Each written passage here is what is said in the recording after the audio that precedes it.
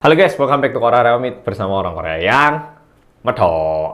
Oke, follow. Jadi hari ini tanggal 7 Agustus aku dapat email dari salah satu teman kita yang adiknya ikutan Jamboree di Korea saat ini. Dan kalau berdasarkan orangnya, ini isi emailnya, apa yang diberitakan itu sedikit berbeda dengan realitanya.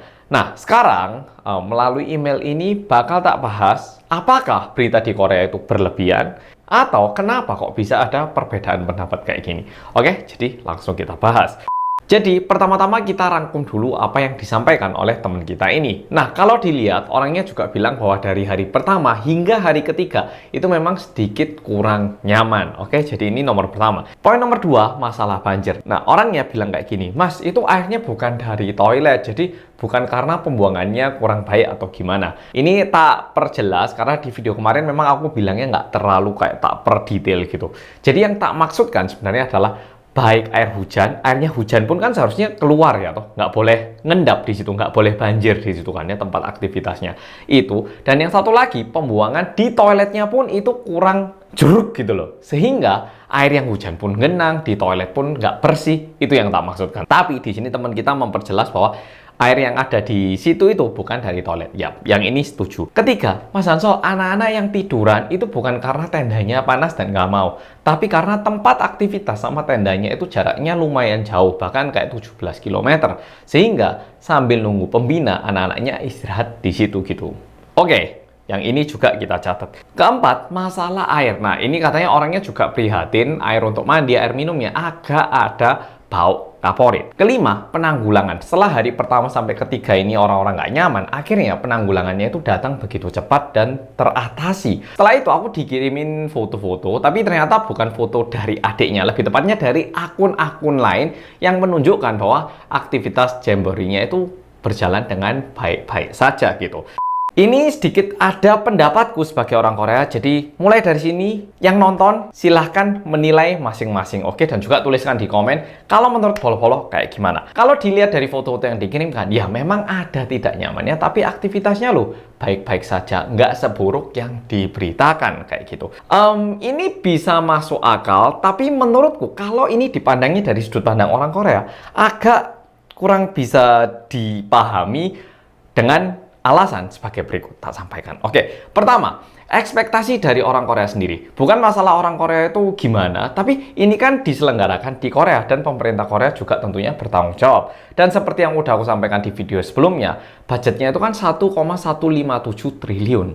Tapi dibanding budgetnya, ini sangat nggak pantas gitu. Apalagi seperti yang udah disampaikan tadi, dari hari pertama sampai ketiga, itu nggak nyaman baru ditanggulangi ya toh. Kalau budget segitu, seharusnya kan ini dibenahi dengan baik dari hari kedua. Oke, paling nggak hari kedua lah, kalau misalnya hari pertama ada masalah.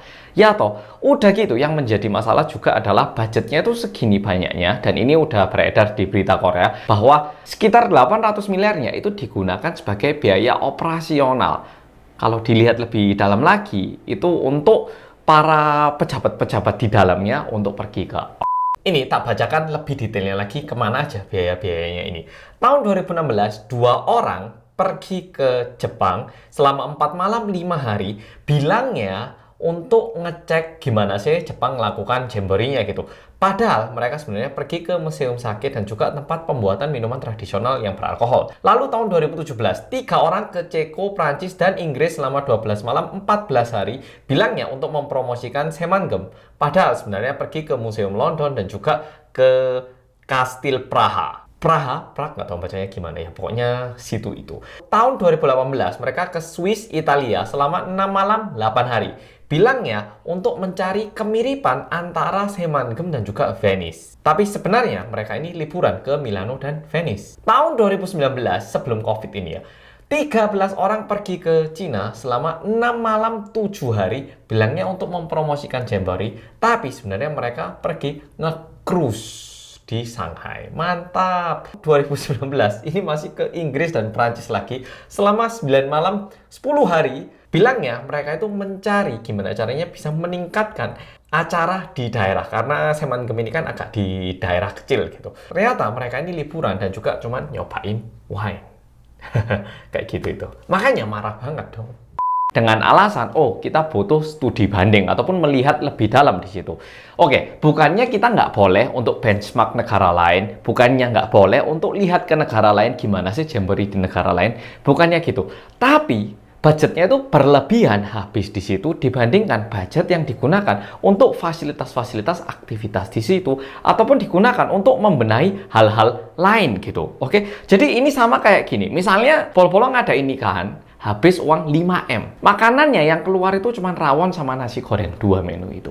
Yang datang bilang, tapi makanan nikahan kamu lumayan kok gitu. Tapi buat kita yang ngeluarkan uang, kita kan mikirnya gini loh, aku ini habisin uang tapi makanannya itu nggak kayak 2M. Kalau kayak gini ya budget 500 juta aja bisa. Nah, misalnya kayak gitu. Ya kan? Jadi dari pihak orang yang menyelenggarakan itu ngerasa kayak ini nggak cocok sama budgetnya. Tapi buat yang datang mungkin bisa sedikit berbeda melihatnya. Oke, ini poin pertama. Nomor 2, ini juga menurutku salah satu alasan yang sangat masuk akal. Baiknya orang-orang Indonesia juga.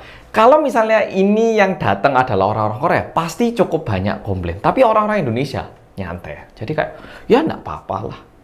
Ini beda banget. Jadi buat orang-orang Indonesia yang datang, kebetulan juga ada Anda yang kesini itu mungkin orang baik. Jadi ngelihatnya, ya nggak apa-apa lah, bisa. Ya nggak apa-apa. Sedangkan orang Korea sendiri yang ngelihat ini ngerasa kayak, kita ini udah ngundang anak-anak dari berbagai negara kok diginikan. Ini nggak pantas. Ya makanan bisa busuk, tapi ya nggak boleh kita ngasih kayak gini. Apalagi kan ditanggulangi dengan baik setelah 3 hari pertama. Dan seperti yang di email tadi, 3 hari pertama ini kan sempat tidak nyaman dan baru ditanggulangi. Ini pun menjadi pertanyaan gitu loh sebagai orang Korea. Coba ini nggak diberitakan, mungkin nggak ditanggulangi. Dan udah gitu, untuk nanggulangi ini kan pemerintah Korea nambah budget lagi sekitar 70 miliar ya toh. Kenapa dari 1,17 T itu nggak kerasa ketika nambah 70M, tiba-tiba penanggulangannya itu kerasa beda banget. Nah, itu. Dan aku ngelihatnya ya, kalau dari email yang dikirimkan, anaknya ini baik banget. Dia ini nunjukkan beberapa kayak DM-an antara dirinya sama adiknya. Terus dia tanya, kamu dapat apa aja? Adiknya bilang, oh dapat kipas, dapat payung, dapat sunscreen, gitu-itu. Kalau menurutku, kalau ginian ini loh, waktu kita lulus SMA, mau lulus SMA, ada universitas-universitas datang pun udah dikasih gratis. Jadi kayak penanggulangannya itu menurutku ini sangat tidak sempurna gitu. Tapi kebetulan yang ngirimkan email ke aku ini orangnya baik banget. Jadi kayak, enggak kok mereka baik, ngasih gini, udah ngasih gini, gini. Jadi sehingga kayak yang kesini, menurutku ini baiknya orang Indonesia. Jadi masih bisa menanggapi ini dengan baik, sehingga nggak terlalu berinisiatif buruk gitu. Ini aku sebagai orang Korea sih berterima kasih banget karena meskipun kayak gini masih bisa dipahami. Oke, ini sedikit perbedaan budaya. Ketiga, di email itu juga tertulis bahwa kayak UK, mereka kan memutuskan untuk memulangkan anak-anaknya, sedangkan anak-anaknya itu masih nggak apa-apa gitu. Nah, kalau ini sedikit masuk akal, tapi lebih ke arah gini. Kan kedubes Inggris juga nggak mau terjadi masalah kalau misalnya anak-anaknya pingsan, misalnya anak-anaknya gimana, nggak mau ya. Terus jadi bisa jadi kedutaan besar Inggris yang ada di Korea, mereka mengantisipasi masalah. Mungkin untuk anak-anak ya kita masih have fun, nggak apa-apa, tapi dari sudut pandangnya Duta Besar Inggris, mereka nggak mau sampai ada masalah, sehingga mereka mencegah terjadinya masalah gitu. Dan seperti yang udah diberitakan hari ini, udah dinyatakan bahwa acaranya akan diakhiri lebih awal, karena cuacanya tidak mendukung, apalagi Korea ini sekarang bakal ada angin topan. Jadi benar, ini memang faktor cuaca, tapi sebagai warga Korea, ini memalukan banget. Seharusnya dengan budget segitu, bisa dibuat lebih baik lagi, lebih tertata lagi. Dan juga Korea kan ya teknologi lumayan maju, seharusnya bisa mengestimasikan cuacanya bakal gimana. Kalau tahu misalnya cuacanya bakal buruk gini, kalau misalnya mereka memang udah melakukan pemikiran yang begitu dalam, kan ini bisa diubah. Oke, karena cuaca gini di hari ke 5, 6, 7 misalnya kita ubah untuk aktivitas di dalam gedung di daerah mana, sekalian menikmati K-pop ataupun budaya lain, ataupun kita melakukan aktivitas scout yang indoor atau gimana, kan bisa. Tapi terkesan kayak di menit-menit terakhir itu baru membuat sebuah solusi biar tidak terlalu dihujat gitu. Ini juga sangat mengecewakan dan sangat memalukan sebagai orang Korea. Kalau tak rangkum ya, ini sebagai orang Korea ini, aku kalau sebagai Jang Han-sol orang Korea, ngelihat acara ini sangat disayangkan banget. Korea yang bisa dibilang sekarang lumayan maju, nyiapkan acaranya kayak gini, ini sangat mengecewakan. Dan aku setuju juga buat orang-orang yang berpikir, loh, tapi pramuka kan memang agak susah, memang agak melelahkan di tubuh, kondisinya itu memang agak bisa jadi ekstrim gitu. Paham? Kalau misalnya situasinya ekstrim, tidak apa-apa. Tapi tempat mandi ataupun tempat makan, makanan itu kan harusnya tertata dengan baik. Ada kalanya ini dibuat ekstrim, ada kalanya ini tertata dengan baik gitu. Bayangkan waktu kita pramuka dulu, mungkin sempet ya, waktu hujan disuruh jalan, terus malam disuruh yang ada hantunya ya jerit malam gitu, misalnya ada gitu. Tapi waktu tidur, ya disuruh tidur dengan baik. Ya toh, mosok waktu tidur tenda dibuka, angin dingin, kalian harus kuat. Bisa, hujan, nggak apa-apa. Ya enggak kan ya, ada kalanya ya toh. Nah, itu yang menurutku dipermasalahkan di Korea ini. Sehingga ada sedikit perbedaan. Aku sangat berterima kasih kalau misalnya ada teman-teman dari Indonesia yang mikir, nggak kok penanggulangan mereka baik. Aku sangat berterima kasih, karena kekurangannya pun dipahami sama orang Indonesia. Tapi sebagai orang Korea melihat pemerintah Korea ini sangat mengecewakan. Apalagi budgetnya 1,2 triliun 800 miliar digunakan untuk biaya operasional yang bukan diinvestasikan ke fasilitasnya. Oke, Pol-Polo, video kali ini sampai di sini. Makasih sudah nonton dan sampai jumpa di video hari ini di malam hari. Nanti tak ceritakan kejadian pembunuhan orang Jepang di Kanada. Oke, dadah.